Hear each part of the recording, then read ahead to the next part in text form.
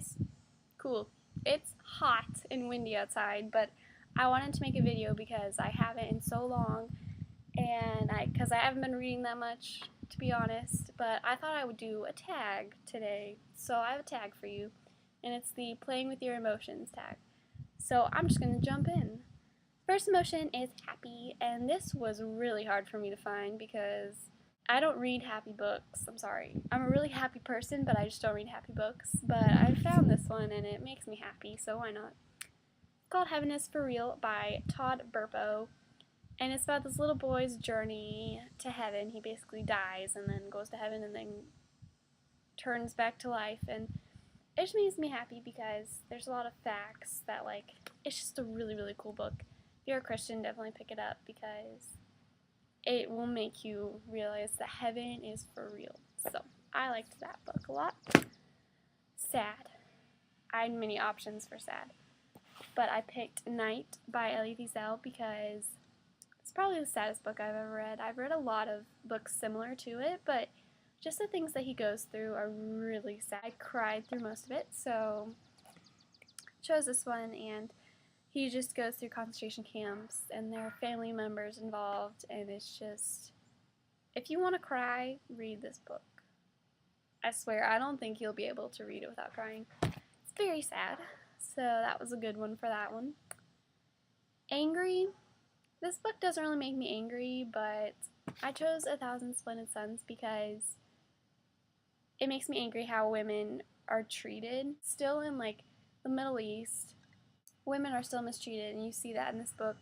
It just makes me really sad too, but mostly angry that it's just really unfair, and this is such a good book, by the way. I love this book.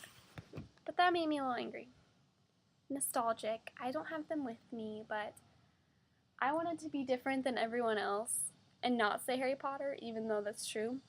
But I chose the Magic Treehouse series because growing up, that's what I read all the time, and I just thought it fit really nicely into this category, and it definitely makes me nostalgic. I recently saw them on my bookshelf, and I was like, oh my god, there's my childhood. Like, I read all of them.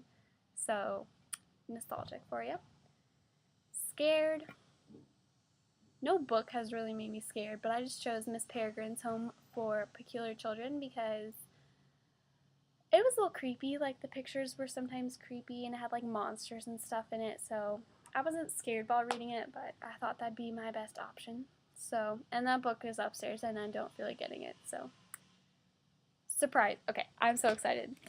I chose A Secret Kept for Surprised, and she also wrote Sarah's Key, and I got this book for $7, which I was really excited about, but this book was so surprising. The secret is what was the surprising part, and you know, I was really liking it, and then it just took this like really odd turn, and I literally, when I found out the secret, I gasped out loud. It was so surprising, and so I think, I don't know, it was a good book because I was not expecting it at all. At all. And if you've read it, you know what I'm talking about. Like, it was just so surprising. So this is like a perfect one for that category. Okay, Disappointed is next, and y'all are probably gonna hate me, but I'm choosing The Fault in Our Stars by John Green because there was all this hype about it for so long, and my friends were talking about how they were gonna start reading it, and so I thought I would too, and I picked it up, and I read it in like a day. It was really an easy read, and I mean, I like it, but I don't see what all the hype is about. And like, I was talking to my friends about it, and they were like, I cried so much, and I did not shed a tear.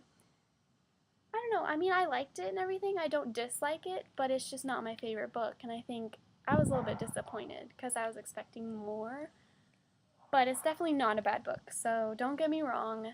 It was really a good book, but I was just a tiny bit disappointed in it. Distressed. I just finished this book, but I don't know if I'm going to review it or not, but I don't know. Paper Towns by John Green.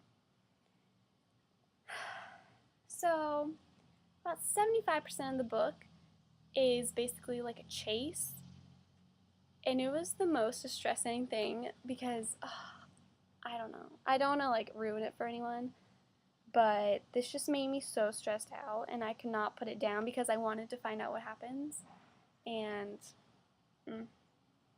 it is distressing. So it is so hot outside. Okay, last one. Confused, and I have the perfect book for this.